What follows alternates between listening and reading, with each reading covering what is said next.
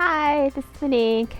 So today I'm going to do a review on the Nikon D3300 camera and also on the Nikon 50mm 1.8G lens. So I was using the camera as my backup camera when my D2X, the shutter was damaged on my D2X, and so I just needed something that I could use every now and then, but not like every day. So this is the box that it came in. And I think for this camera, you can get 3 different colors of it. I think it could be like black, gray, and red or something like that. Okay, so this is my camera, and I had the gray edition. And see, that's what it looks like on the back. And this is a Sigma lens that's attached to it. I'll just take it off here so you can see. That's what the camera looks like, right? And, you know, it's pretty primitive. It looks almost plasticky, right? But it works. It works very well. The lens that I have on right now is a Sigma 18 to 250 lens. And I do that all the time. I get lenses. If I don't want to buy the Nikon lens and it's like $500 or something like that just for a lens, I'll get a Sigma lens that is made for a Nikon camera. So one thing that I love about this camera compared to my D2X is that it's really light. It is a cheaper kind of fabrication of the camera body. But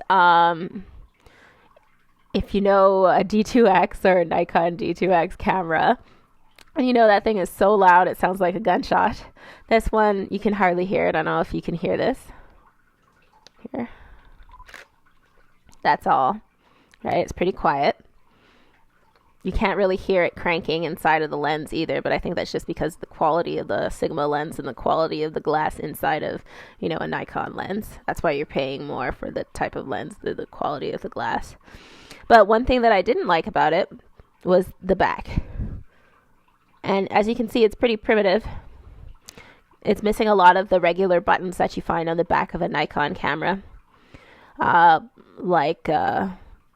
Well, you can track things with this camera just like any other Nikon camera by pressing, you know, an autofocus kind of tracking button on the back. But it's missing a whole bunch of buttons on this side that I'm used to for, you know, just quickly setting functions into your camera. So it doesn't have those. You just have to navigate through the menu. It still has the same capabilities for the most part, but you just have to go through the in-camera menu to get there.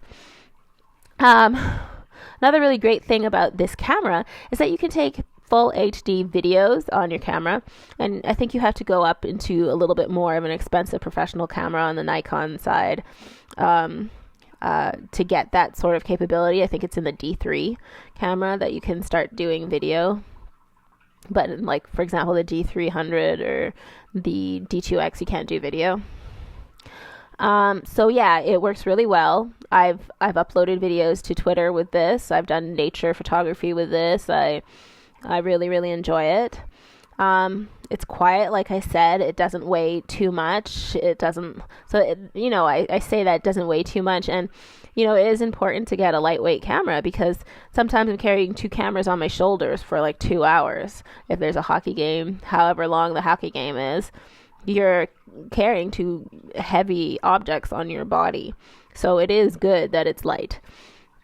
So this camera was about $500. And I think I got it from the camera store in Calgary, but you can get it from Vistech and you can get it from Nikon.ca, so Nikon in Canada, because I'm in Canada. What I also wanted to talk about was the Nikon 50mm 1.8G lens. I also got this recently, and it's wonderful. I used to have the 1.8D series. If you've been following the blog, you'll see that, yeah, I did have a bit of a problem switching with the D series of the lens and going to use higher or like newer cameras.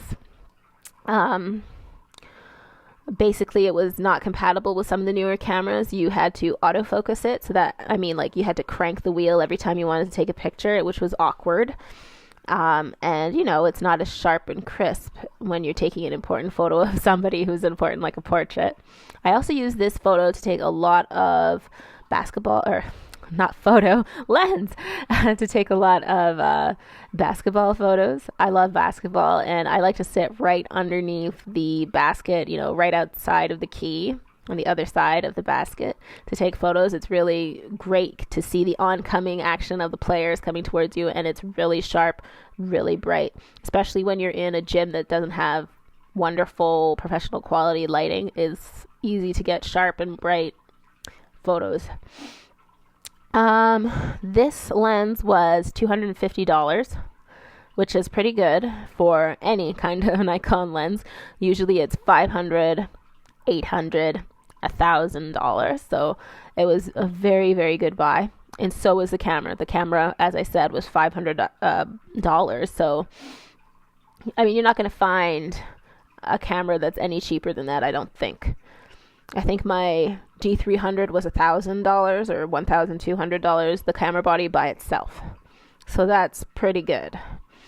One thing that is kind of odd about this camera is, you know, Nikon has, I think, 3 series types of cameras. You know, they have the professional grades, which are like D80, D60, D300 or D200, D700, and so on.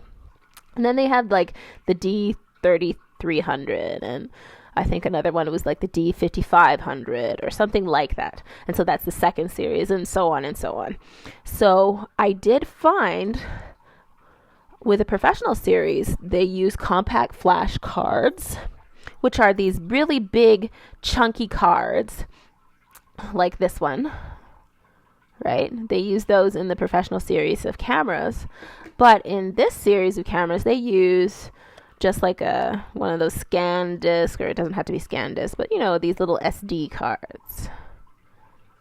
So that was a little different. You had to buy a couple new or different types of memory cards.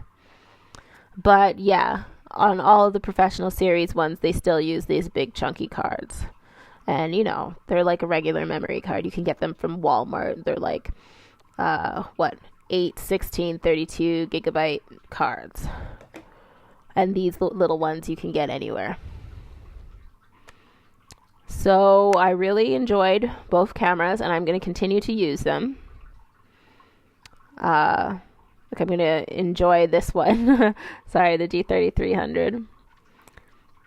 I really thought it was a good buy. I'm able to use different Sigma or Tamron lenses on it and things like that. And I really enjoyed the 50 because I'm able to do lots of portraits and things like that on it as well. And as I said, it was really cheap buy. This one specifically wasn't too easy to get. It wasn't readily available in the store. I had to get them to order it in. This camera was really readily available as well. And all of these things that I buy and whatever I have on the blog, I usually get either through a local store, or I go right on to the Nikon.ca website, and that's when you can see all the specs for all of the materials and any accessories that you have to get or whatever. Just go onto the Nikon.ca website and just look up the type that you need, and it's really a great resource. Okay? All right, bye.